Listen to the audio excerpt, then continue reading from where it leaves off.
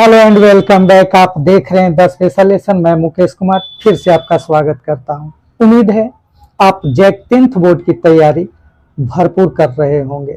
आज मैं आपके लिए इम्फेटिक सेंटेंस के बारे में बात करने जा रहा हूं, जो ट्रांसफॉर्मेशन के अंतर्गत आता है। इम्फेटिक का अर्थ होता है किसी चीज को जोरदार या सशक्त रूप में प्रस्तुत करना। आप कह सकते हैं शेड इन ए स्ट्रॉन्ग वे। किसी चीज को जोरदार तरीके से प्रस्तुत करना इम्फेटिक सेंटेंस के अंतर्गत आता है। एक उदाहरण से समझते हैं। आई प्ले, मैं खेलता हूं। अब अगर इसको इम्फेटिक में हमें चेंज करना है तो सबसे पहले इस वाक्य की प्रकृति जानना होगा। तो यह है प्रेजेंट सिंपल टेंस का। अब प्रेजेंट सिंपल टेंस का हेल्पिंग वर्ब का चयन करना होगा। तो आई के साथ आपका लग जाएगा डू। अगर ही सी होता तो डज लगता। अब क्रिया मूल अवस्था में आ जाएगी। तो आई प्ले और इसका इम्फेटिक हुआ आई डू प्ले। मैं खेलता हूं और मैं खेलता तो हूं। अब तमाम उदाहरणों को मैं आपके सामने रखूंगा ताकि आप परीक्षा का तैयारी चरणबद्ध तरीके से कर सकें। इम्फेटिक सेंटेंस के अंतर्गत प्रेजेंट, पास्ट और वर्ब टू हैव का प्रयोग, इसके साथ साथ इंपरेटिव सेंटेंस का भी जिक्र आता है। अगर वाक्य प्रेजेंट में हो तो उसके लिए आपको डू, डज का प्रयोग करना है, फिर क्रिया मूल अवस्था में आएगी। अगर वाक्य पास्ट में हो तो आपको डिड रखना है, फिर V1। अगर किसी वाक्य में हैज का प्रयोग हो तो आपको इसके लिए डज हैव का प्रयोग करना है। वही वाक्य में हैव हो तो इसके लिए आपको डू हैव का प्रयोग करना है। जब किसी वाक्य में हैड हो तो उसके लिए आपको डिड हैव का प्रयोग करना है।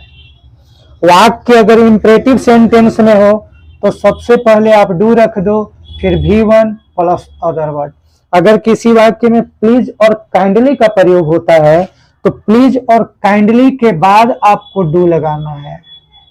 Please do plus V1। तो आप इस तरह से चेंज कर सकते हैं इम्फेटिक में। अब मैं कुछ उदाहरण आपके लिए रख रहा हूं जिसके सहायता से आप समझ सकते हैं। पहला वाक्य का जिक्र करें, राम राइट्स ए लेटर। तो प्रेजेंट सिंपल में है तो आप इसको चेंज कीजिए राम। अब राम थर्ड पर्सन तो आपको डज लगाना है। अब डज के बाद राइट से एस हट जाएगा तो डज राइट हो जाएगा। फिर वाक्य को यथावत रखें तो राम राइट से लेटर का आपका हुआ Ram does write a letter. वहीं दूसरे वाक्य का जिक्र करें, ही बाउट ए पेन। यह पास्ट का है तो आपको करना है ही। अब बाउट यानी V2 तो आपको प्रयोग करना है डिड। अब इसका V1 होगा बाय ए पेन। तो ही बाउट ए पेन तो होगा he did buy a pen. वहीं तीसरे वाक्य का अगर जिक्र करें तो आई हैव ए पेन, तो हैव के लिए डू हैव का प्रयोग करना है। तो I do have a pen. अगर चौथे वाक्य का जिक्र करें तो सी हैड ए बुक, तो आपको करना है सी। अब हैड के लिए डिड हैव का प्रयोग करना है तो हो जाएगा she did have a book. Sing a song, तो यह वाक्य इंपरेटिव का है तो इसके शुरुआत में ही आपको डू लगाना है तो हो जाएगा डू सिंग ए सॉन्ग।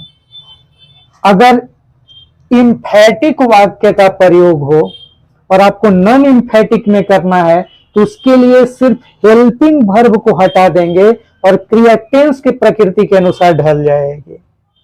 उम्मीद है यह कंटेंट आपको अच्छा लगा होगा।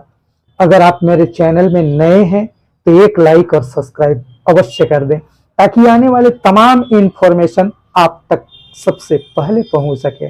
That's all.